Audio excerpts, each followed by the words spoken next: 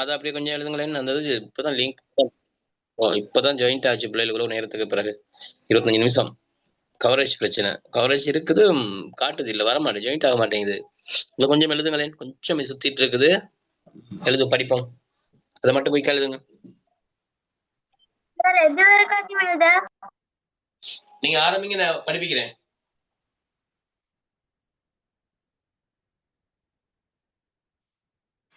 Share பண்றீங்களா sir? படிச்சுட்டு share பண்றேன். நான் படிப்பிச்சுட்டு அதுக்கப்புறம் ஷேர் பண்றேன். படிப்போம். இப்ப லேட் ஆயிட்டமே, படிப்போம். படிப்பிச்சு நான் உங்களுக்கு ஷேர் பண்றேன்.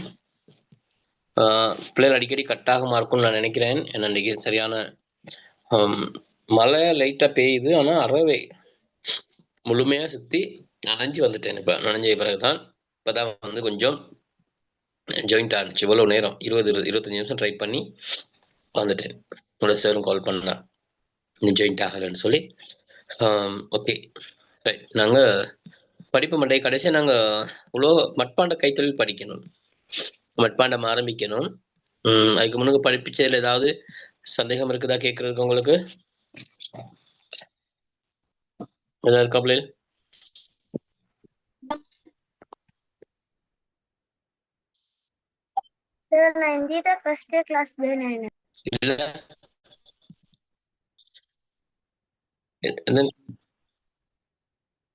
என்ன பேரம்மா கூட?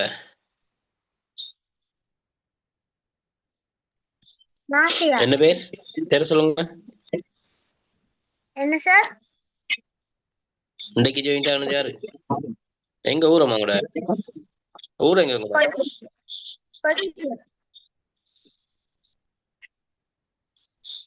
நிபாஷா? நிபாஷ் தானே? நிபாஷ்.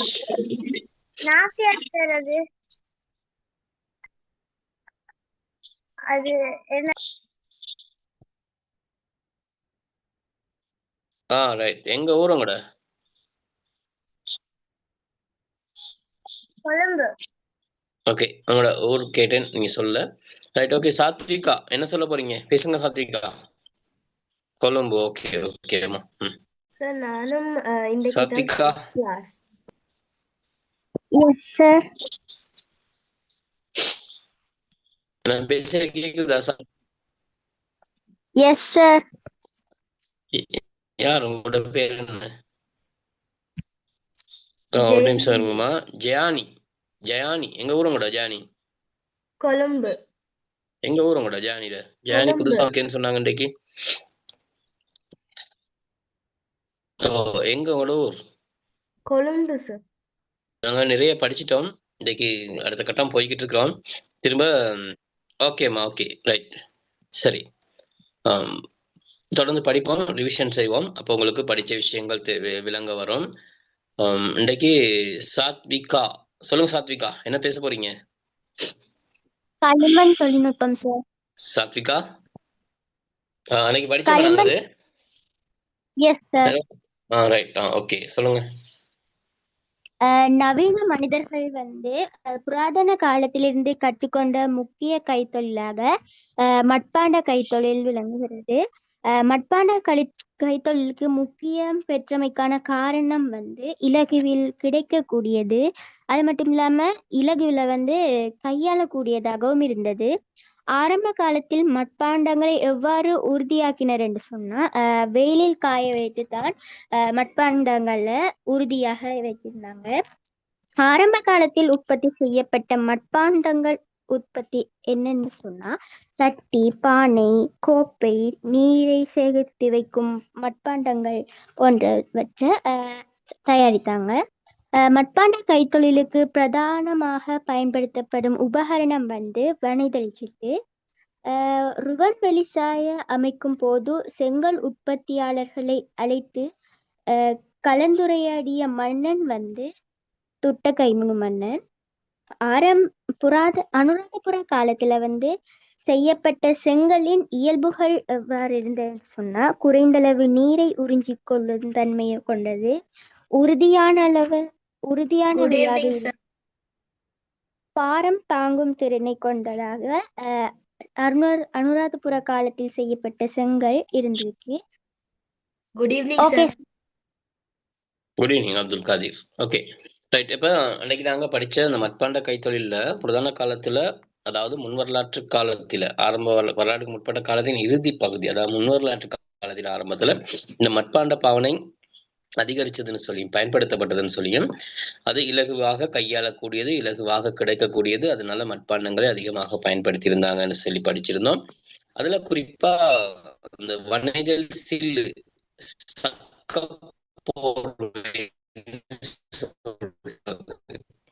இதுதான் அந்த மட்பாண்ட கைத்தொழில காணப்பட்ட தொழில்நுட்பம். பல்வேறு வகையான மட்பாண்டங்கள் செஞ்சிருக்கிறாங்க, நிறம் பூசி இருக்கிறாங்க, பல்வேறு உருவங்கள் வரைந்திருக்கிறாங்க. இப்படி காலப்போக்கில இந்த மட்பாண்ட கைத்தொழில பல்வேறு வளர்ச்சிகள் ஏற்பட்டிருக்கு. குறிப்பா மஹிந்த தேரர் இலங்கைக்கு வருகை தந்ததுக்கு பிறகு, பௌத்த மதம் போதிக்கப்பட்டதுக்கு பிறகு, சங்கமித்தையும் இலங்கைக்கு வந்தாங்க, வெள்ளரசு மரக்கிளை கொண்டு வந்தாங்க.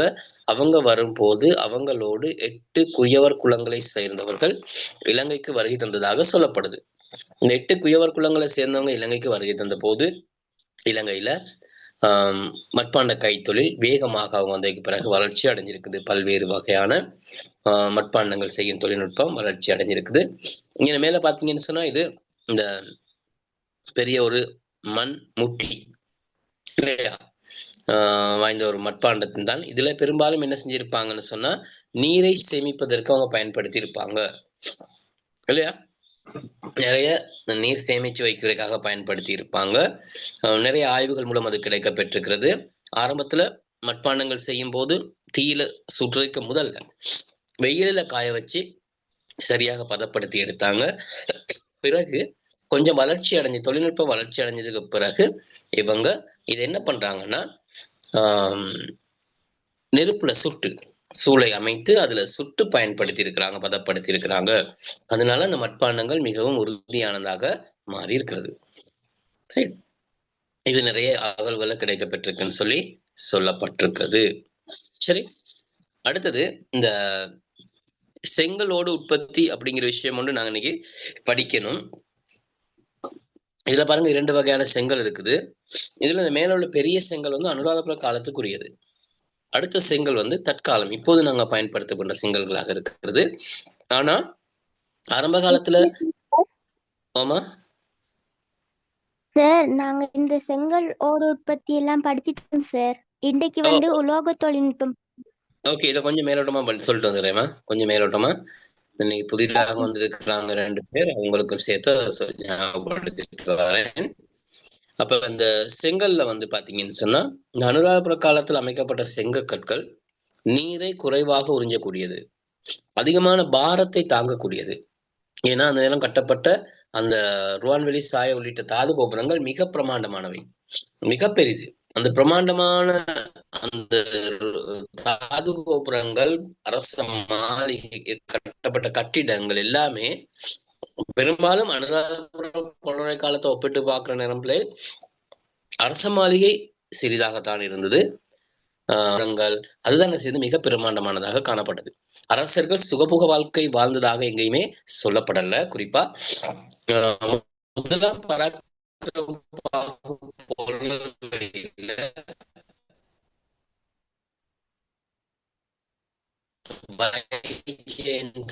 அப்படின்னு சொல்லப்பட்ட கட்டிடத்தை கட்டியிருக்கிறார். அரச மாளிகை, அரசனுடைய மாளிகை, அதுதான் பெருது. 7 அடுக்கு மாளிகைன்னு சொல்லி சொல்லப்பட்டது. 7 அடுக்கு கொண்ட தட்டுகள் கொண்ட மாளிகையாக. கொஞ்சம் கவரேஜ் குறையுது. நான் வீடியோ ஆஃப் பண்ணி வைக்கிறேன். வீடியோ ஆஃப் பண்ணா சில நேரம் கொஞ்சம் ஓகே ஆகும். இப்போ ஓகேயா? Okay sir. இப்போ ஓகே தானே? இப்போ கேக்குதா? Okay sir. Right. Okay sir. Right. இப்போ நாங்க இதை பார்ப்போம். உலோக கை கொஞ்சம் போயிட்டு வந்து சரி, கொஞ்சம் அப்படி கவரேஜ் போயிட்டு வரும்.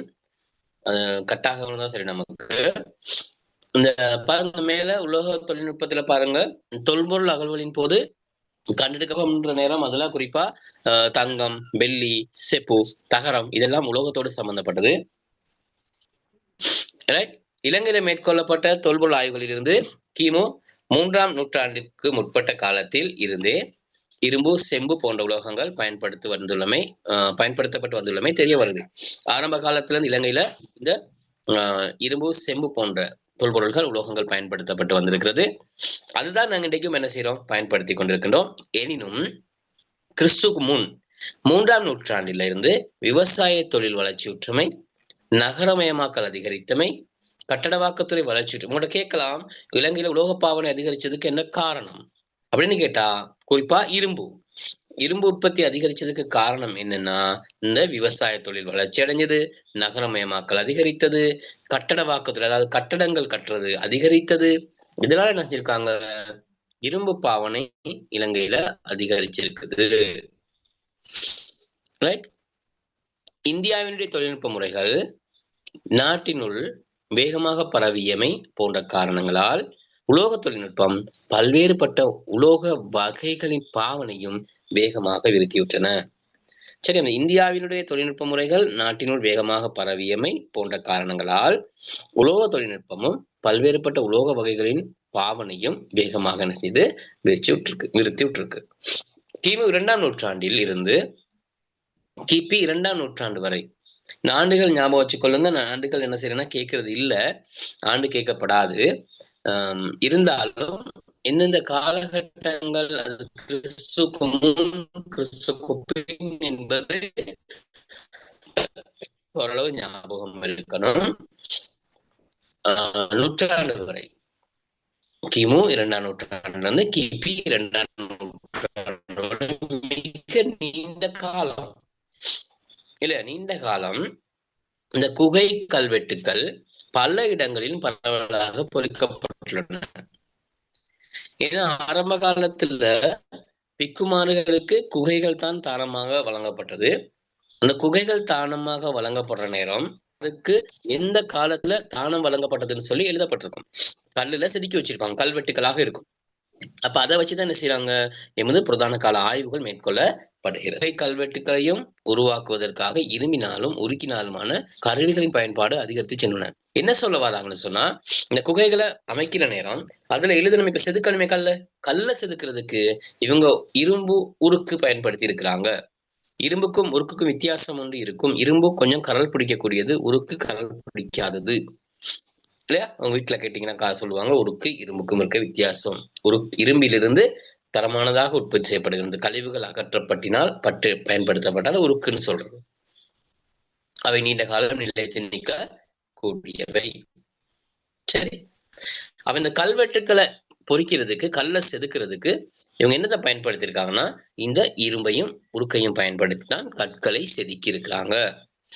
இந்த பொறிக்கப்பட்டுள்ள கல்வெட்டுகளில் கபரை, இந்த இடம் உங்களுக்கு வேணும் பிள்ளைகள் மார்க் பண்ணி வச்சுக்கொள்ளுங்க.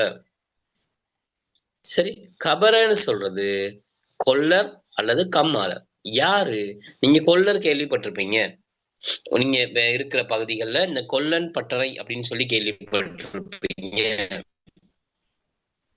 கொல்லன் பட்டறைன்னு சொல்றது, நீங்க உங்க வீட்டுல உள்ள கத்தி, அளவாங்கு, மண்வெட்டி இவை பழுதடைந்திருந்தால், வெட்டாமல் இருந்தால் அவற்றை கொண்டு போய் அந்த கொல்லன் பட்டறைக்கு அழகாக தட்டி பதப்படுத்தி திரும்பியும் செய்து கொடுப்பார். இதுதான் கொல்லன்னு சொல்றது. அதுக்கு கம்மாளர்னு சொல்லியும் சொல்றது. பெரும்பாலும் இன்றைக்கு நாங்க கொல்லன் அப்படின்னு தான், கொல்லர் பட்டறைன்னு தான் பயன்படுத்துறோம். கம்மாளர் என்ற சொல் எழுத்துல தான் இருக்குது. கபரன்னு சொல்லியும் அவங்களதான் சொல்லப்பட்டாங்க ஆரம்ப காலத்துல. கபர, இந்த இரும்பு வேலை செய்யற ஆக்களை தான் இந்த கபர அல்லது கொல்லர் அல்லது கம்மாளர்னு சொல்றது. இது சம்பந்தமான உங்களுக்கு விளங்காம இருந்தா உங்க வீட்டுல உள்ளவங்க கேட்கலாம், பெரியவங்க கிட்ட சொல்லுவாங்க, அவங்களுக்கு தெரியும். இதெல்லாம் இந்த வேலை செய்யற ஆக்களை நல்லா தெரியும். அவங்களோட இப்ப நாங்க இன்றைக்கு இவங்களோட நிறைய தொடர்பு இல்லை இல்லையா? விவசாயிகள் இவங்களோட தொடர்பு இன்னும் இருக்குது. பொதுவா விவசாயி வேலை செய்யறவங்க இன்னைக்கும் இவங்களோட மண்வெட்டி, அளவாங்கு போன்றவற்றை பயன்படுத்துவதற்கு இவங்களோட தொடர்பு வச்சிருக்கிறாங்க. சாதாரணமா என்ன செய்யறாங்க, நகர்ப்புறத்துல வாழ்றவங்க இந்த வேலைகள் செய்யாததுனால இவங்க இந்த கொல்லன் பட்டறை அப்படி அப்படிங்கிறது தெரியாமல் கூட கதைக்கிறது ஸ்டக் இருக்கலாம். ஆகுது சார். உங்களுக்கு உங்க அம்மா அப்பாவுக்கு தாத்தா பாட்டிக்கு நல்லா தெரியும். அப்ப அவங்களோட அது சம்பந்தமான விளக்கத்தை நீங்க கேட்டுக்கொள்ளலாம். இப்ப கபர அப்படின்னு சொல்றது இரும்பு வேலை செய்யும். இல்ல இப்ப நல்லா வேலை செய்யணுமே. இப்ப எனக்கு 4G காட்டுதே. இப்ப கேக்குதா? சார்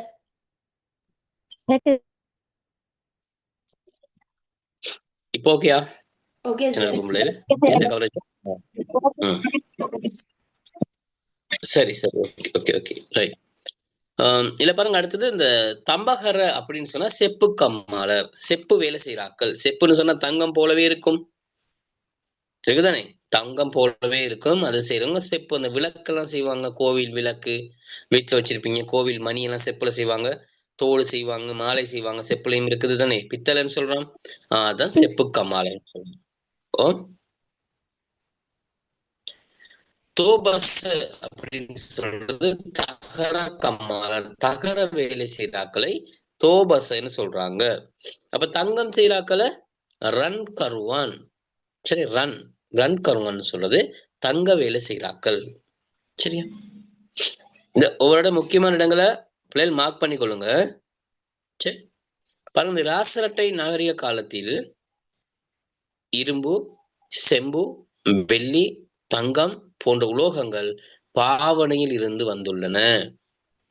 ராசரட்டை நாகரிகம்னு சொல்றது பக்கத்துல எழுதி கொள்ளுங்க. அனுராதபுரமும் பொலன்னறுவையும் தலைநகரமாக இருந்த பிரதேசங்களைத்தான் ராசரட்டைன்னு சொல்றது. அனுராதபுரம், பொலன்னறுவை, ராசதானிகளை உள்ளடக்கிய பகுதி ராசரட்டை நாகரிகம்னு சொல்றது. சரி, அதனால நோட் பண்ணி வச்சுக்கொள்ளுங்க, பென்சில் ஒண்ணுல புக்ல இருந்தாலும் பரவாயில்ல. பிறகு எப்பயாவது நீங்க இந்த புத்தகத்தை வாசிக்கும் போது ராசரட்டை அப்படின்னா என்னன்னு யோசிக்காம இருக்கிறதுக்காக, எப்படி உங்களுக்கு சந்தேகம் வந்தால் நீங்க புத்தகத்தில் எழுதியிருக்கிறத நீங்க பார்க்கலாம். அனுராதபுர பொலனறுவை ராசதானிகளை பொதுவாக குறிப்பிடுறது ராசரட்டை இரண்டையும் சேர்த்து. தனியாக சொன்னால் அனுராதபுர ராசதானி, பொலனறுவை ராசதானி இரண்டையும் சேர்ந்தது ராசரட்டை நாகரிகம். சரி சரி,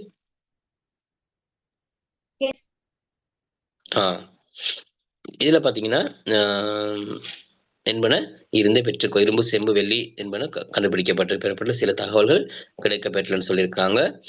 உலோகங்கள் எல்லாம் பயன்படுத்தியிருக்காங்க. உலோகங்களால் செய்யப்பட்ட உற்பத்திகள் தொல்பொருள் ஆய்வுகளில் கண்டுபிடிக்கப்பட்டுள்ளன. இவ்வுலோகங்களினுள் இரும்பு, செப்பு, வெள்ளி என்பன இந்நாட்டில் இருந்தே பெற்றுக் கொள்ளப்பட்டதற்கான சில தகவல்கள் கிடைக்கப்பட்ட. இரும்பு இலங்கையிலிருந்து இருக்குது பட்டதாக சொல்லப்படுகின்றது. ஆதாரம் இருக்குது. நாங்க ஆதாரம் இப்ப படிக்கவும் தெரியும், எங்க இரும்பு இருந்ததுக்கான ஆதாரம் இருக்குது. இந்த படத்தை பாத்தீங்கன்னா தெரியும். சரி, அது இரும்பு இருந்ததுக்கான ஒரு ஆதாரத்துக்கான இடம் தான். இலங்கையில் நிறைய இடங்கள் இருக்குது. இலங்கையில் இரும்பு பயன்படுத்தி இருக்கிறாங்க, இரும்பு உருக்கி இருக்கிறாங்க என்பதற்கு பல்வேறு இடங்கள்ல ஆதாரங்கள் கிடைக்க பெற்றிருக்கிறது.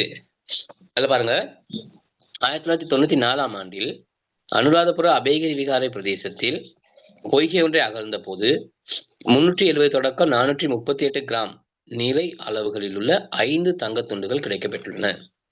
இது உங்களுக்கு வேணும் பிள்ளைகள், அவ்வளவு எக்ஸாம்லையும் கேட்கப்படுற ஒரு விஷயம். சரியா? உங்களுக்கு இந்த ஃபர்ஸ்ட் டைம் எக்ஸாம்லையும் இந்த வினா கேட்கப்படலாம். எக்ஸாம் நடக்குமா இருந்தா, பாடசாலை மட்டத்தில் ஒரு மதிப்பீடு நடக்குமா இருந்தா இந்த மாதிரி வினாக்கள் உங்களுக்கு கேட்கப்படும். அபேகிரி அகழ்வுல தான் 5 தங்க துண்டுகள் கிடைக்க பெற்றுள்ளது. இந்த அபேகிரி விகாரை வலகம்பாகு மன்னனால கட்டப்பட்டது. அதை எங்கேயாவது எழுதி வச்சுக்கொள்ளுங்க. வலகம்பாகு மன்னனால கட்டப்பட்டதுதான் அபேகிரி விகாரை. இது ஒரு கல்வி நிலையமாகவும் காணப்பட்டது. ஆறாமைன்னு சொல்றோம். கல்வி நிலைய காலத்துல இந்த அபேகிரி விகாரையில் நிறைய குமார்கள் வெளிநாடுகள்ல இருந்து வந்து தங்கி கற்றுக்கிறாங்க.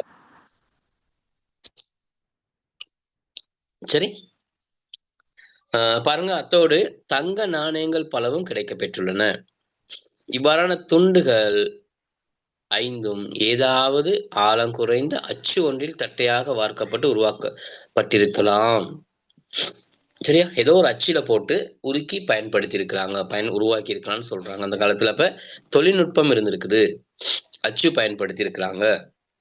சரி, ஒவ்வொரு துண்டினது நிறை பிரதான எழுத்துக்களின் மூலம் கலங் அளவில் குறிப்பிடப்பட்டுள்ளன. ஒவ்வொரு துண்டுக்கும் கலாங் அப்படின்னு சொல்றாங்க. அந்த பொய்கை அபேகிரி பொய்கையே மேலும் அகழ்ந்த போது அதன் ஒரு மூலையில் பழைய தங்க தொழிற்சாலை கைத்தொழிற்சாலை ஒன்று இருந்தமைக்கான ஆதாரங்கள் கிடைக்கப்பெறும். அப்ப ஆரம்பத்துல இலங்கையில தங்க தொழிற்சாலையும் இருந்திருக்குது. இலங்கையில தங்கம் உருக்கப்பட்டிருக்கிறது. தங்க ஆபரணங்கள் உற்பத்தி செய்யப்பட்டிருக்கிறது. இலங்கை ஆரம்ப காலத்துல மிகவும் முக்கியமான முன்னேற்றகரமான ஒரு நாடாக இருந்திருக்கிறது. எவ்வளவு விஷயம், எவ்வளவு முக்கியத்துவம் இருக்குன்னு பாருங்க. அங்கு தங்கத்தை உருவாக்குவதற்காக பயன்படுத்தப்பட்ட சூளை, தண்ணீர் நிரப்பி வைத்துக் கொள்ளும் மட்பாத்திரம் என்பவற்றின் பகுதிகளும் கிடைக்கப்பெறும். பாருங்க, எல்லாம் கண்டுபிடிச்சிருக்கான். எல்லாம் நிலத்துக்கடியில புதையுண்ட நிலையில கண்டுபிடிக்கப்பட்டிருக்கிறது. அவ்வளவும் நிலத்துக்கடியில இருந்து எடுத்திருக்கிறாங்க. சரி, அபேகிரி அகழ் வளவின் பாதசரம் கேள்விப்பட்டிருப்பீங்க. மோதிரம், தோடு, மாலை என்பன கிடைக்கப்பெற்றுள்ளன. சரி, தங்க மாதிரியே இருக்கும் பாருங்க தங்கமுலாம். உதாரணத்துக்கு இலங்கையில தம்புலையில இருக்கிற புத்தர் சிலை பாருங்க, கோல்டன் டெம்பிள்னு சொல்லுவாங்க. குகை கோயில் இருக்குது, அதுக்கு வீதி ஓரத்துல இருக்கிற பாருங்க பெரிய புத்தர் சிலை உண்டு. பிரதான வரலாற்று நகரம் தம்புலையில இருக்கிற அந்த தங்க கோவில், கோல்டன் டெம்பிள்னு சொல்றது. அதுல இருக்கிற மிக பிரமாண்டமான அந்த புத்தர் சிலை தங்க முலாம் பூசப்பட்டிருக்கிறது.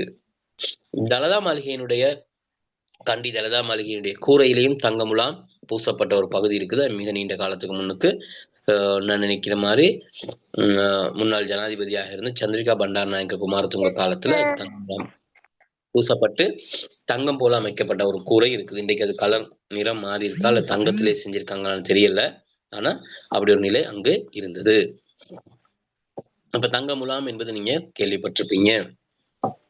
பல்வேறு அலங்கார பொருள்களை உற்பத்தி செய்தல் என்பவற்றிற்கும் மேற்குறிப்பிடப்பட்ட தங்க ஆபரண தொழிற்சாலை நடத்தப்பட்டிருக்கலாம் என. அப்ப தங்க ஆபரண தொழிற்சாலையிலிருந்து வெறுமனே தங்க ஆபரணங்கள் மட்டும் இல்லாம என்ன செஞ்சிருக்கிறாங்க, வேற வேலைகளை, முலாம் பூசுற வேலை, அந்த மாதிரியான வேலைகளையும் செஞ்சிருக்கிறாங்க. சரியா? நான் வேகமா சொல்ற மாதிரி இருக்கோ தெரியல பிள்ளை, எனக்கு பயமா இருக்கு. அந்த லிங்க் இந்த கவரேஜ் இல்லாம போயிருங்கிறனால இந்த பாடத்தை இன்னைக்கு முடிஞ்ச வரை முடிச்சு கொள்வோங்கிறதுக்காக கொஞ்சம் வேகமா போற மாதிரி எனக்கும் விளங்குது. ஏன்னா கவரேஜ் இல்லை பிரச்சனை. இந்த இரும்பு மட்டும் சரியா முடிச்சு கொள்வோம். சரி, நீங்க பாருங்க, ஒரு படம் இருக்குதானே, இரும்பை உருக்குவதற்கு பயன்படுத்தப்பட்ட சூளை. ஒரு நிமிஷம் இங்க போயிட்டு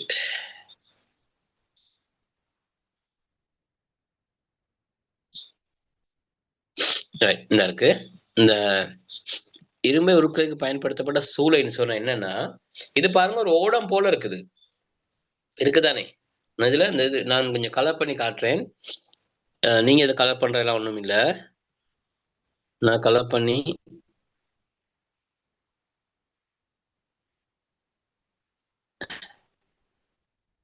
கொஞ்சம்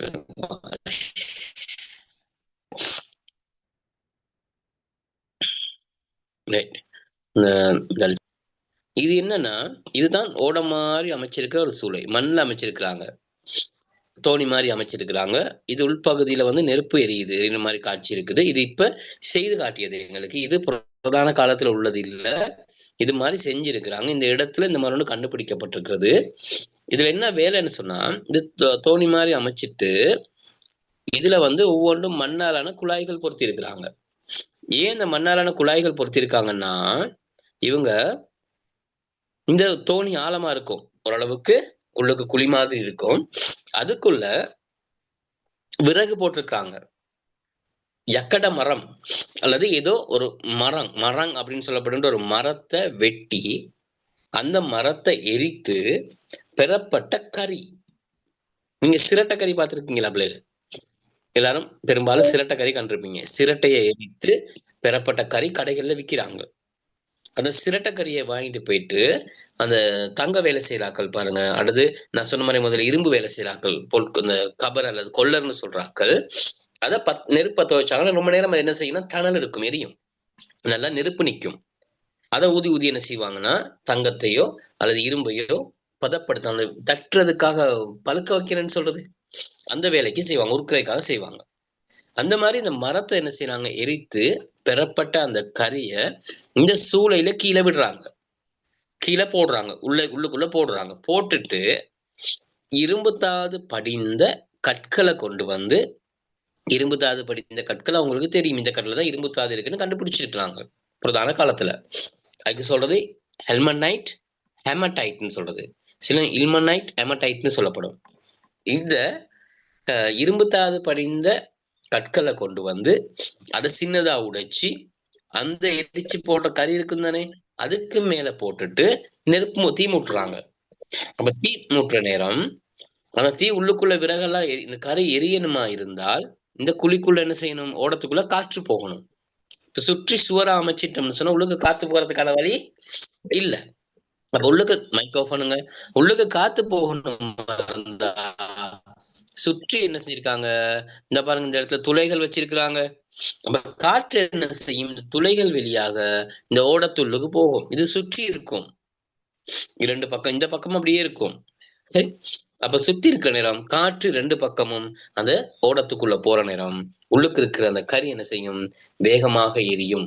எரியும் போது இந்த கல்லுல படிஞ்சிருக்கிற அந்த இரும்பு தாது அப்படியே உருகும்.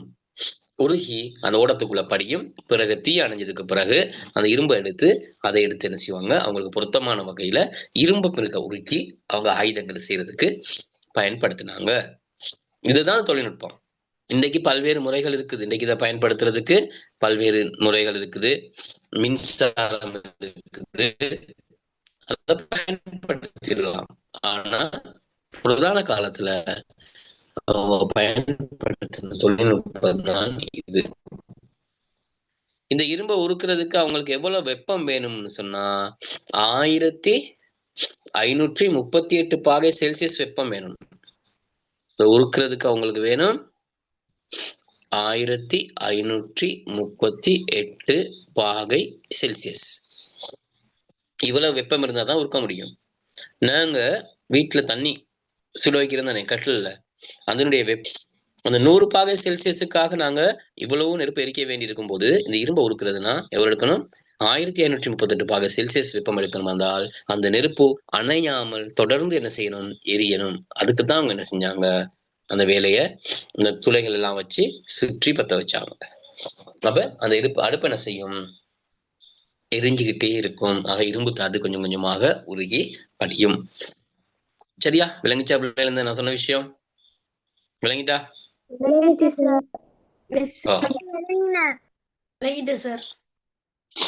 விளங்காம இருந்தா கேளுங்க.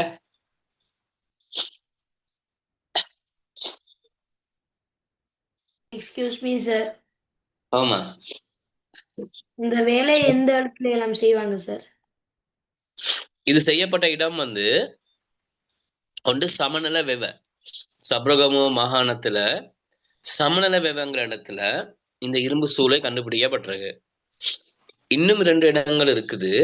ஒன்று சிகிரியா இருக்குதானே, சிகிரி தம்புலையில இந்த சிகிரியா, அலக்கொள்ள வெவ, டெஹிகா, ஹெலக்கந்த போன்ற பிரதேசங்கள்ல அந்த காலத்துல இரும்பு தாது உருக்கப்பட்டதுக்கான ஆதாரம் கண்டுபிடிக்கப்பட்டிருக்குன்னு சொல்றாங்க.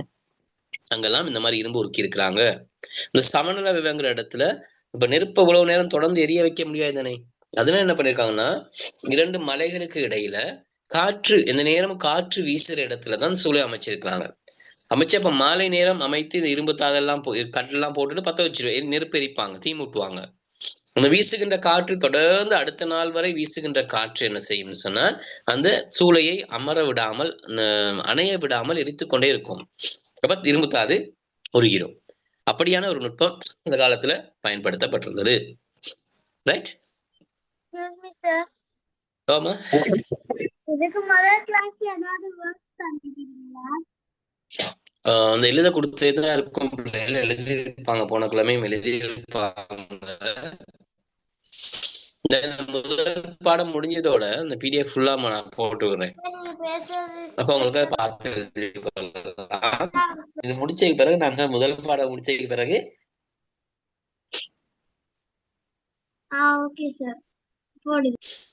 ஓகே கொஞ்சம் விட்டு விட்டு வரும். சொன்னேன் முதல்லயே கவரேஜ் பிரச்சனை இருக்குன்னு சொல்லி. கொஞ்சம் adjust பண்ணி சொல்லுங்க. கொஞ்சம் போயிட்டு போயிட்டு வரதும் அன்னைக்கு எனக்கு கிளாஸ் செய்ய கிடைச்சதே பெரிய விஷயம். எல்லாம் ஏறி தேடித்தான் கடைசியில வந்து முடியாத பட்சத்தில் தான் உங்களுக்கு வேலையை போட்டுட்டு நான் உட்கார்ந்த போது நான் வளமையா கிளாஸ் செய்யற இடத்துக்கு வந்துட்டேன். அப்ப அங்கெல்லாம் முதல்ல கவரேஜ் இருக்கல்ல வீட்டுக்குள்ள ரூம்ல. அப்ப திரும்பதான் ஒரு மாதிரி கிடைச்சது. இல்லாட்டி இன்றைக்கு கிளாஸ் கேன்சல் பண்ண வேண்டிய நிலை இருந்தது. சரி. ஆனா பாவம் இவ்வளவு 24 25 பேரும் ஆரம்பத்துல ஜாயிண்ட் ஆகியிருந்தீங்க. இப்ப கேன்சல் பண்ணாலும் பாவம் எங்களுக்கு லைன் கிடைச்சது. ஓகே, பாருங்க. இந்த கிபி 3ஆம் நூற்றாண்டின் பின்னர் நாடு முழுவதும் இரும்பு பாவனை இருந்து வந்துள்ளதற்கான ஆதாரங்கள் கிடைக்கப் பெற்றுள்ளன. நாடு முழுவதும் போர் ஆயுதங்கள், விவசாய உபகரணங்கள் என்பவற்றை உற்பத்தி செய்வதற்காகவும் ஏனைய தேவைகளுக்காகவும் இரும்பு ஆணி, இரும்பு பாவனை அத்தியாவசியமானது. ஆதி காலத்தில் எமது நாட்டிற்கு தேவையான தங்கம் சில வேளை வெளிநாடுகளிலிருந்து இறக்குமதி செய்யப்பட்டிருக்கலாம் என கருத இடம் உண்டு. எனினும் இரும்பு உற்பத்தி நாட்டிலேயே இடம்பெற்றுள்ளது. திரும்ப பாருங்க, கிபி 3ஆம் நூற்றாண்டுல நாடு முழுவதும் இரும்பு பாவனை இருந்து வந்திருக்குது. அதற்கான ஆதாரம் கிடைக்க பெற்றிருக்குது. என்னென்ன செஞ்சிருக்காங்க? போர் ஆயுதங்கள், விவசாய உபகரணங்கள் என்பவற்றை உற்பத்தி செய்வதற்காகவும் ஏனைய தேவைகளுக்காகவும் இரும்பு பாவனை, உதாரணத்துக்கு இரும்பு ஆணி பாவனை அத்தியாவசியமாக இருந்திருக்கிறது. ஆதி காலத்துல நாட்டுக்கு தேவையான தங்கம் சில வேளை வெளிநாடுகளிலிருந்து இறக்குமதி செய்யப்பட்டிருக்கலாம். ஏன்னா இலங்கையில தங்கம் அந்த அளவுக்கு எடுக்கப்பட்டதுக்கான ஆதாரம் கிடைக்கல. ஆகவே வெளிநாடுகளிலிருந்து இறக்குமதி செய்யப்பட்டிருக்கலாம். ஆனா இரும்பு உற்பத்தி நாட்டுல இடம்பெற்றிருக்கு. அதனாலதான் இரும்பு சூளை எல்லாம் இருக்குது. அதனால இரும்பு என்ன செஞ்சிருக்காங்க? இலங்கையில உற்பத்தி செஞ்சிருக்காங்கன்னு சொல்றாங்க. பாருங்க, நான் சொன்ன இடங்கள் பாருங்க இருக்குது. நான் சொன்னேன் இரும்பு உருக்கப்பட்ட இடம், நீங்க கேட்டீங்க தானே. இந்த இடம் பாருங்க இருக்குது. பலாங்கொடை சமநலவெவ, ரத்னபுரி மாவட்டம். சிகிரியாவின் அலகொலவெவ, தெஹிகா எலகந்த சப்ரகம மாகாணத்துல இந்த பலாங்கொடை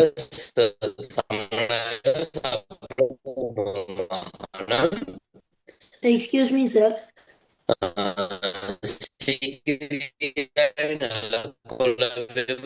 தெஹிகா எலகந்த ஆகிய பிரதேசங்களில் எக்ஸ்கியூஸ் மீ சார். பலாங்குடி வந்து அம்பாறை பக்கத்துல கேளுங்க. இருக்கிற ஊரு தானே சார்? எங்க? கேளுங்க கேளுங்க. ஓம் சார். கேக்குது நீங்க சொல்றது. பலாங்குடை வந்து அம்பாறை பக்கத்துல இருக்கிற ஊரு தானே? சப்ரகமோ மாகாணம். ஊவா சப்ரகமுவ, அப்படியே அந்த பிரதேசங்கள்ல தான் இந்த ஆதாரங்கள் கிடைக்கப்பெற்ற இடங்கள். ஊவா சப்ரகமுவ போன்ற பிரதேசங்கள். சரி, அம்பாறைக்கு இந்த பகுதி, அம்பாறை கிழக்கு மாகாணத்துக்குள்ள வராது. ஊவா சப்ரகமுவ போன்ற மாவட்டங்கள் தான் இதுக்குள் நடக்குது. சரி, அம்பாறை கிழக்கு மாகாணத்துக்குள்ள வரும். சரி, இது சப்ரகமுவ மாகாணத்துக்குள்ள உள்ளடங்குது. அடுத்து பாருங்க, சிகிரியாவினுடைய அலக்கொல்லவெவ, தெஹிகா எலகந்த ஆகிய பிரதேசங்களில் முற்காலத்தில் நாட்டில் இரும்பு உருக்கப்பட்ட விதம் தொடர்பான தெளிவான ஆதாரங்கள் கிடைக்கப்பெற்றுள்ளன.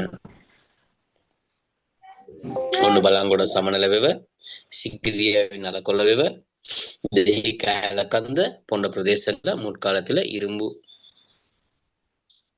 உருக்கப்பட்ட விதம் தொடர்பான தெளிவான ஆதாரம் கிடைக்கப்பெற்றுதான். கேளுங்கம்மா, கேட்கல நீங்க சொல்றது.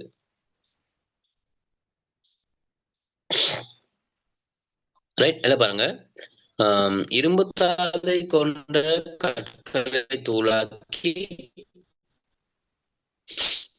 மண்ணினால் உருவாக்கப்பட்ட சூழல் முன்னுக்குள்ள படம் தான் அது. சூளையிலிட்டு அதுக்கு தேவையான வெப்பத்தை பிறப்பித்து உருக்கி கொண்டுள்ளன. சொன்னேன் யக்கட மரம்னு சொல்லி. சமநல பகுதியில் தென்மேற்கு பருவ காற்று காலத்தில் இயற்கையாக கிடைக்கும் காற்றை பயன்படுத்தி சூளையில் உள்ள கரியை எரிய செய்துள்ளனர். அந்த கரின்னு சொன்னது அந்த மரத்தை எரித்து பெறப்பட்ட கரி. தெஹிகா எலகந்த பிரதேசத்தில் தொடர்ச்சியாக சூரிய எரிய செய்வதற்காக ஊதுலையை பயன்படுத்தியுள்ளனர். ஊதுலை சொல்றது இன்றைக்கு அந்த கொல்லன் பட்டறை இரும்பு வேலை செய்யற ஆக்கு வெப்பத்தை கொடுப்பதற்காக, இரும்பு உருக்குறதுக்கு வெப்பத்தை கொடுக்கறதுக்காக கையால பாத்தீங்கன்னா ஒரு பட்டை மரம் இழுப்பாங்க. நீங்க பார்த்திருப்பீங்க.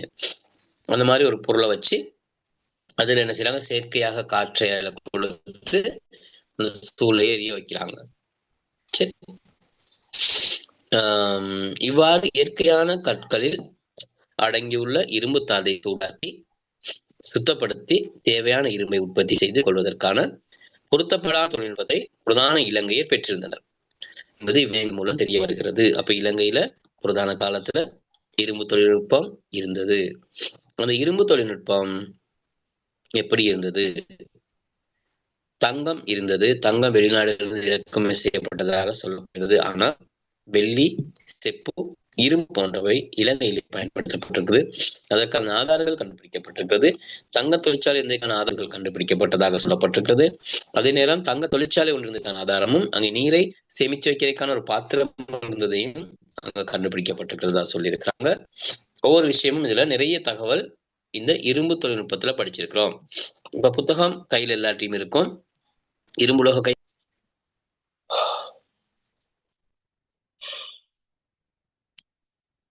அமைதியான முறையில பாருங்க. எல்லாமே விளங்காட்டி கேளுங்க.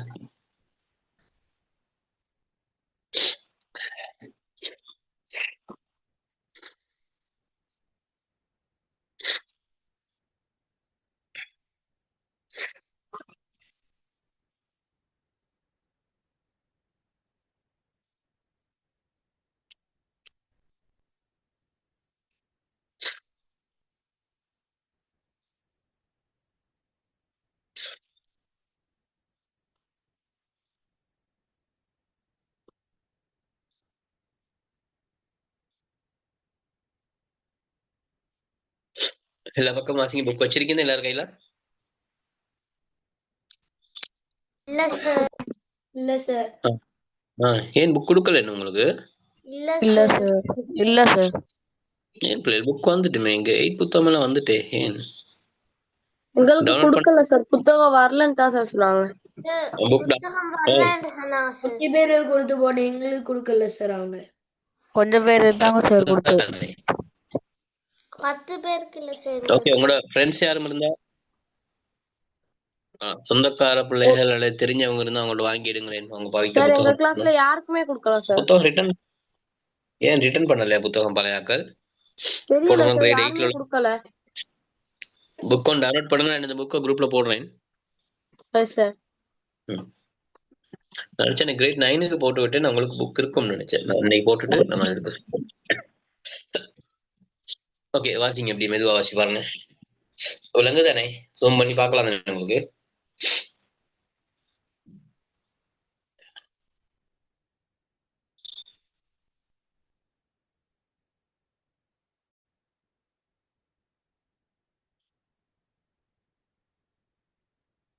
சார் இந்தியாவின் தொழில்நுட்பம் அதுல இருந்தா சார் வாசிக்கணும். உங்களுக்கு எது அதில் பாரு, முதல் பேஜ் தான் போட்டுட்டேன் முதல்லயே. வாசிங்க.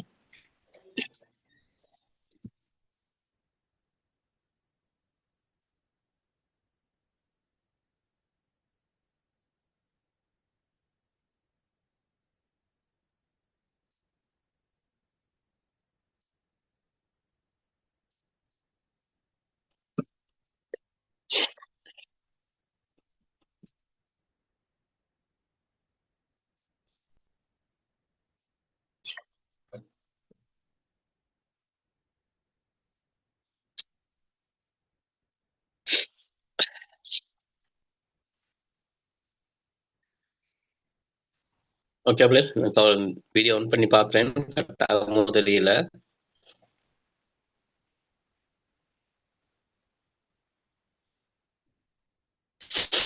இன்னைக்கு புதிதாக வந்தவங்களுக்கு விளங்குது தானே இல்லையா? சார்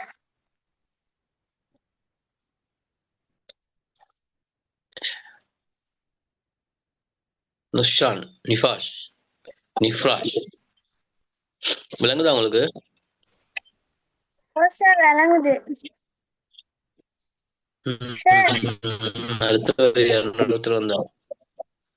சார் குரூப்ல வந்து நீங்க போட்டீங்க தானே, அதை நாங்க பிரிண்ட் அவுட் எடுக்கணுமா இல்லாட்டி காப்பியில எழுதணுமா? தேவையில்ல. கோப்பியில் எழுதி கொள்ளுங்க, பிரிண்ட் அவுட் எடுக்க தேவையில்ல. அது கேள்வி விடைனா இருக்கு, உங்களுக்கு பாடம் ஆக்குறதுக்கு ஞாபகப்படுத்தி அதை நீங்க படிச்சு கொள்றதுக்காக எழுதுங்க, பிரிண்ட் எடுக்க வேணாம். Okay sir.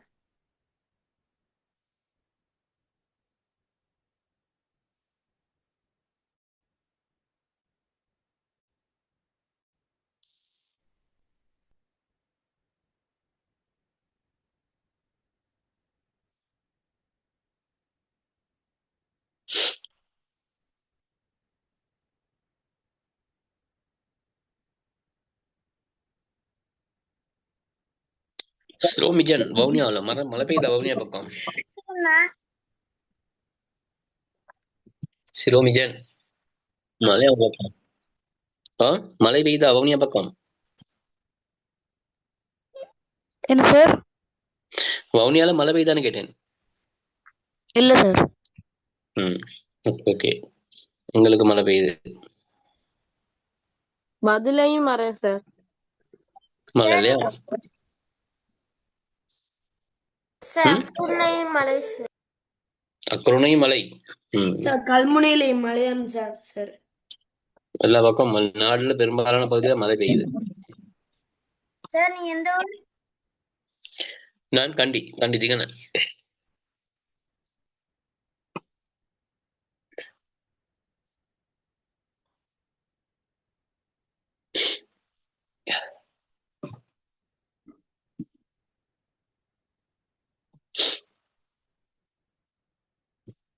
சரியா? அடுத்த பாப்போமா? இந்த இடங்கள் ஞாபகம், பலங்கூட சமநிலை அந்த இடங்கள் எல்லாம் மார்க் பண்ணி வச்சுக்கொள்ளுங்க. கேள்விகளுக்கு வரும். கேள்வி இருக்கு, நாங்க போட்ட கேள்வியிலும் எல்லாம் இருக்குது.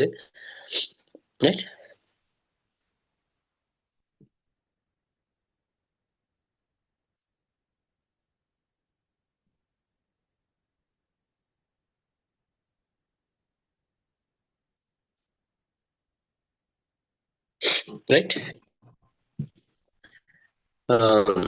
கட்டிடக்கலையும் கலையாக்கங்களும் ஒரு பெரிய பகுதி தான். நாங்கள் கொஞ்சம் படிப்போம் முடிஞ்ச வரை.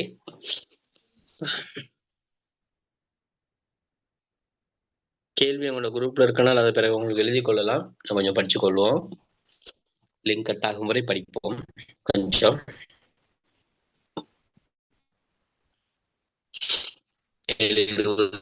25 படிக்கலாம். பாருங்க, கட்டிடக்கலையில ஒவ்வொரு விஷயம் இருக்குது. பிரதான இலங்கையில நாங்க ஒவ்வொரு தகவலை படிச்சுட்டு வரோம், ஒவ்வொரு விடயமா படிச்சுட்டு வரோம். நீர்முகாமைத்துவம் படிச்சிருக்கிறோம், மட்பானம் படிச்சிருக்கிறோம், இரும்பு நுக பயன்பாடு படிச்சிருக்கிறோம், அதுக்கு முன்னுக்குள்ள விஷயங்கள் படிச்சிருக்கிறோம், பிரதான தொழில்நுட்பம் படிச்சிருக்கிறோம், குளம் கால்வாய் படிச்சுட்டு வந்துட்டோம்.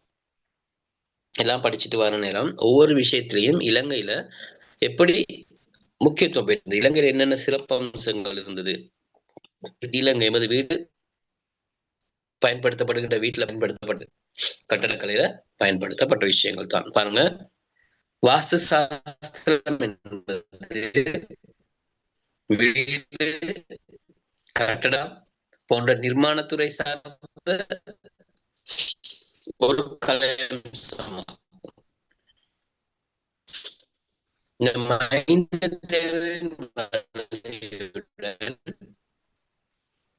இலங்கைக்கும் இந்தியாவுக்கும் இடையிலான நெருங்கிய உறவினால் இந்தியாவில் அக்காலத்தில் வெற்றிகரமாக கையாளப்பட்ட கட்டட நிர்மாண அறிவு இந்நாட்டுக்கு கிடைக்கப்பெற்றதாக தெரிகிறது.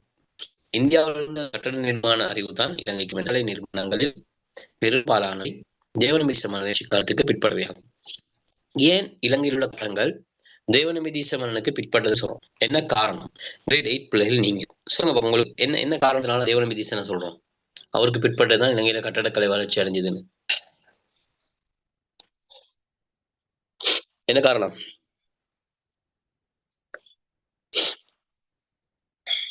ஒரு காரணம் இல்லையா? யாரும் யோசிக்கலையா? என்ன காரணம்? யாராவது சாத்விகா இதுல பேசுனீங்க? இலங்கையில தேவநம்பியதீச மன்னனுக்கு பிறகுதான் இலங்கையில கட்டடக்கலை வளர்ச்சி அடைஞ்சிருச்சுன்னு சொல்றாங்களே, அதுக்கு என்ன காரணம்? அதுக்கு முதல் இலங்கையில கட்டடக்கலை வளர்ச்சி அடையலையா?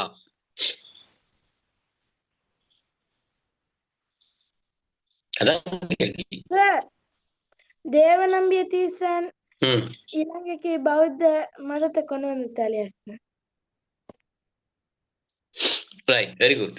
தேவநம்பியதீச மன்னன் காலத்துல இலங்கையில பௌத்த மதம் பரவுனனால அதுக்கு பிறகுதான் இந்தியாவுக்கும் இடையில இலங்கைக்கும் இடையிலான நெருங்கிய உறவு ஆரம்பிச்சது. அப்ப இந்தியாவில இருந்து கட்டடக்கலை எல்லாமே எல்லா கலையும் நாங்க முன்னுக்கு பார்த்த மட்பாண்ட கலை கூட இந்தியாவில இருந்து வந்ததுன்னு சொல்லி அதிகரிச்சதுன்னு சொல்லி, அப்ப இந்தியாவில இருந்து பிறகு இலங்கைக்கு அடிக்கடி தொடர்புகள் வந்து போக இந்தியாவில இருந்த கட்டடக்கலை இலங்கை என்ன செய்தது, பரவ ஆரம்பிச்சது. ரைட். இலங்கையின் முறையன் பண்டுகாபையின் காலத்துல பௌத்த சமயம் அறிமுகமாகி இருக்கல்ல, தேவநம்பிதீசன் தான் பௌத்த சமயத்தை அறிமுகப்படுத்தினால அவருக்கு பிறகு இலங்கையில கட்டடக்கலை உள்ளிட்ட இணைய துறைகள் எல்லாம் வேகமாக வளர்ச்சி அடைஞ்சது இந்தியாவோடு கொண்ட நெருங்கிய தொடர்பின் காரணமாக. அதுல பந்த போட்டிருக்காங்க பாருங்க. மைந்த தேரரின் வருகையுடன் இலங்கைக்கும் இந்தியாவிற்கும் இடையிலான நெருங்கிய உறவினால் இந்தியாவில் அக்காலத்தில் வெற்றிகரமாக கையாளப்பட்ட கட்டட நிர்மாண அறிவு இந்நாட்டிற்கு கிடைக்க பெற்றதாக தெரிகிறது. அதனாலதான் இலங்கை கிடைக்க பெற்றிருக்குது. இந்நாட்டில் இன்று வரை காணப்படுகின்ற கட்டடக்கலை நிர்மாணங்களில் பெரும்பாலானவை தேவநம்பிதீச மன்னரின் ஆட்சி காலத்திற்கு பிற்பட்டவையாகும். பெரும்பாலானது தேவநம்பிதீச மன்னருக்கு பிற்பட்டது. அவற்றுள் பெரும்பாலானவை சமய நடவடிக்கைகளுக்காகவோ பௌத்த பிக்குகளின் பயன்பாட்டுக்காகவோ கட்டப்பட்டவையாக கருதலாம்.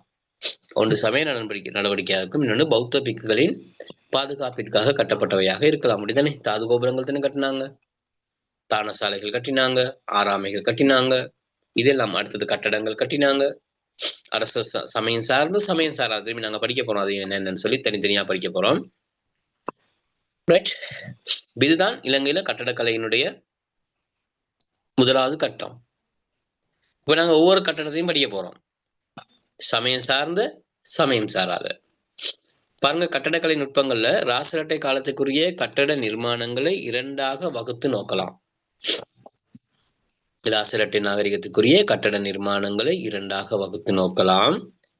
அதுல உண்டு சமயம் சார்புடைய கட்டிடங்கள், சமய சார்பற்ற கட்டடங்கள். சரியா? இரண்டா பிரிச்சிருக்கோம். அதுல சமயம் சார்ந்த கட்டடத்துகளுக்கு உதாரணம் தாது கோபம், தூபிமனை, போதிமனை, சிலைமனை, விகாரை ஆராமைகள், தியான மண்டபம், தானசாலை, தேவாலயம். இருக்கா? எவ்வளவு இருக்குன்னு பாருங்க. இது அவ்வளவும் சமயம் சார்ந்தது, பௌத்த சமயத்தோடு சார்பானது. இது ஒவ்வொன்றையும் தனித்தனியா நாங்க உங்களுக்கு விளங்கப்படுத்தி இருக்கிறாங்க. என்ன அதுக்கு என்ன உதாரணம் இருக்கு, இலங்கையில எங்கெங்க இருக்குன்னு சொல்லி எல்லாம் சொல்லப்பட்டிருக்குது. அப்ப இதெல்லாம் நாங்க தெரிஞ்சு வச்சுக்கொள்ளணும். தெரிஞ்சு வச்சுக்கொள்ளணும். உங்களுக்கு புக் வேணும், நான் புக் உங்களுக்கு நன்றைக்கு ஷேர் பண்ணி விடுறேன் குரூப்புக்கு போட சொல்லி சொல்றேன். ரைட்? சாத்விகா, நான் பேசுறேன் கேக்குது இல்லையா? கேக்குது சார். ரைட். உங்களுக்கும் சில நேரம் கவரேஜ் பிரச்சனை இருக்கும் பிள்ளைகள், அப்ப நான் பேசுறது கொஞ்சம் விட்டுக்கிட்டு பட்டெல்லாம் வரும்.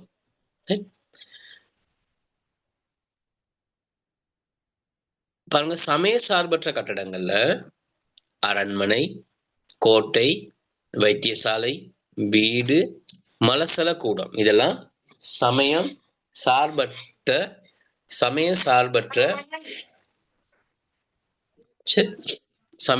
கட்டடம் சொல்லி சொல்லப்படும். இது ரெண்டையும் நல்லா நீங்க ஞாபகம் வச்சுக்கணும்.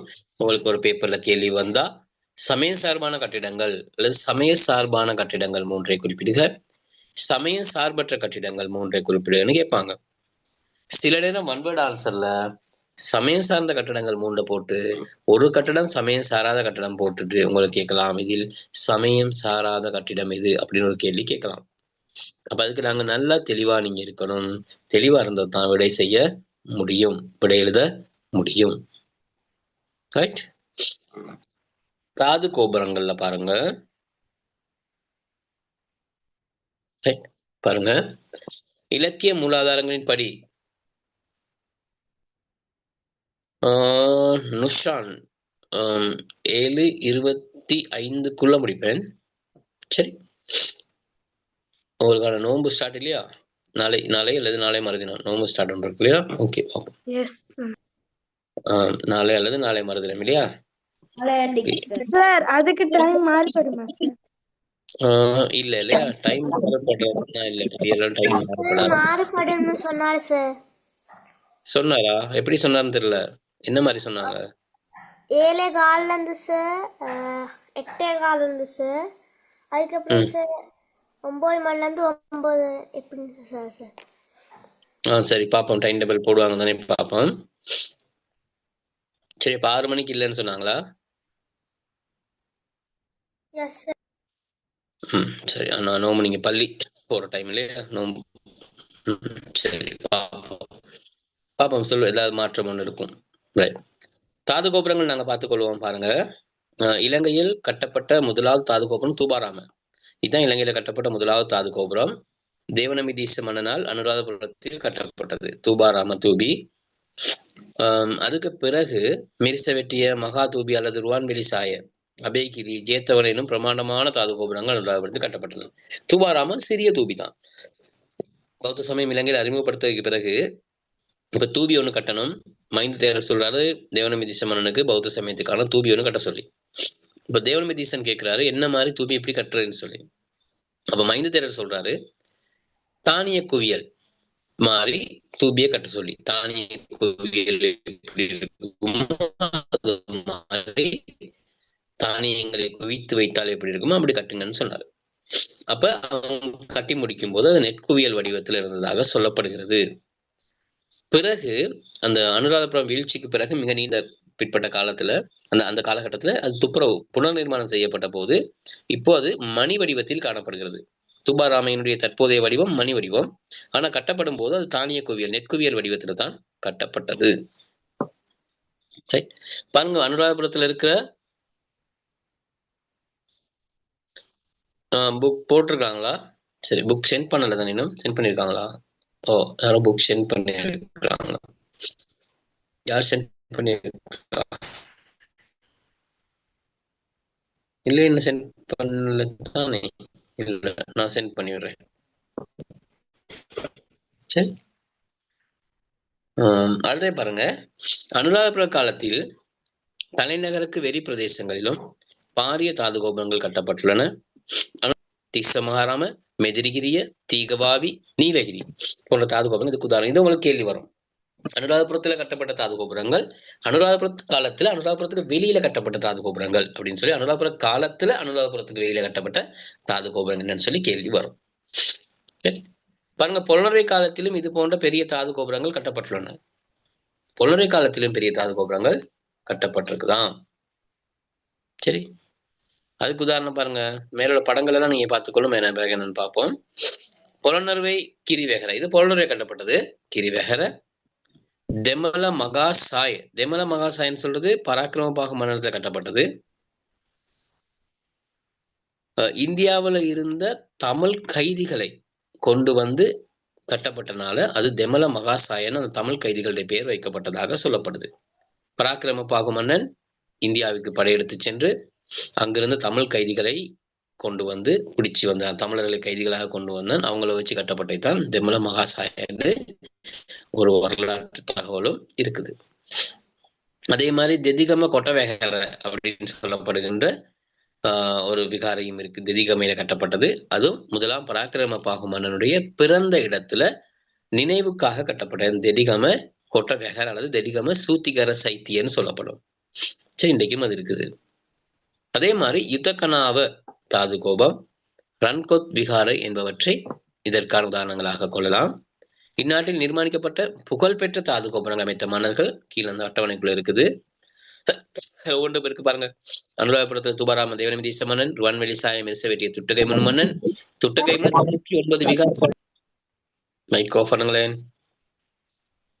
துட்டகைமுன் 99 விகாரை கட்டப்பட்டதாக சொல்லப்படுது. அனுராதபுர காலத்துல 99 2 தான் உங்களுக்கு கொடுக்கப்பட்டிருக்கிறது. அபேகிரி வலகம்பாகு மன்னன், ஜேத்தவனராமிய மகாசேன மன்னன், இதெல்லாம் அனுராதபுரத்துல கட்டப்பட்டது. புலனறுவியிலிருந்து கிரி விகாரை, தெமல மகாசாயை, யுத்தகனாவ, தெதிகம கொட்டவேகர இதெல்லாம் பராக்கிரமபாகு மன்னனால புலனறுவி காலத்துல கட்டப்பட்டது. ரன்கொத் விகாரை நிசங்கமல்ல மன்னனால பொருளுரை காலத்துல கட்டப்பட்டது. இதெல்லாம் இதை விட பெரிய விகாரைகள் இருக்குது, குறிப்பிட்ட சிலர் தான் உங்களுக்கு கொடுக்கப்பட்டிருக்குது. இந்த அனுராதபுரத்தின் மத்திய காலம் ஆகும்போது, அனுராதபுரத்தினுடைய மத்திய காலம், பௌத்த சமயம் ஆரம்பிகமாகி ஒரு குறிப்பிட்ட காலம் போனதுக்கு பிறகு அடித்தளம், முத்தட்டு வலயம், அண்டம், சதுரகோட்டம், தேவர்கோட்டம், கலச பீடம், கலச வலயம், கலசம், இந்த கட்டடங்கள்ல இந்தியாவுடைய முறைப்படி அந்த அமைப்பு என்ன செய்தது இருந்தது. சித்திரப்பாடம் படிக்கிறார்கள், அதெல்லாம் படிப்பீங்க. இந்த ஒவ்வொரு அம்சமும் அந்த தாது கோபுரங்கள்ல வைக்கப்பட்டு கட்டப்பட்டிருக்கிறது.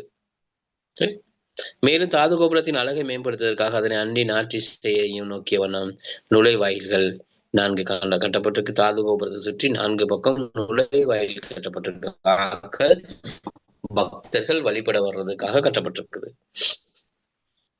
சரி, ராசிரட்டை காலத்துக்கு மிக சிறந்த நுழைவாயில் மிகிந்தலையில் கண்டக சைத்தியன் கிழக்கு திசையில் கட்டப்பட்டதுன்னு சொல்றாங்க. மிகிந்தலை கண்டக சைத்தியன் கிழக்கு பக்கத்தில் கட்டப்பட்ட நுழைவாயில் தான் மிக சிறந்ததுன்னு சொல்லி சொல்லப்படுகிறது.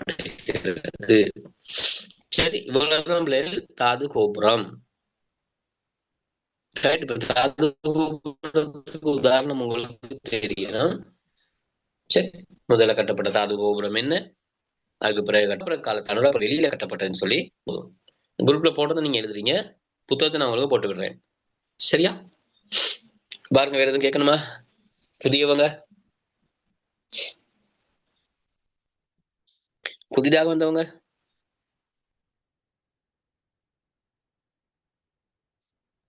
No, sir. எல்லாம் ஓகேயா?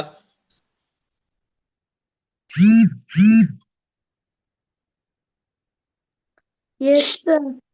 ஓகே, முடிப்புமா? கவரேஜ் குறையுது பிள்ளைகள், முடிப்போம். அடுத்த வாரம் சந்திப்போம். எல்லாம் எழுதிட்டு வந்துருங்க. Okay, sir. Goodbye, sir. Okay sir. Bye, sir. Bye, sir. Thank you, sir. Bye.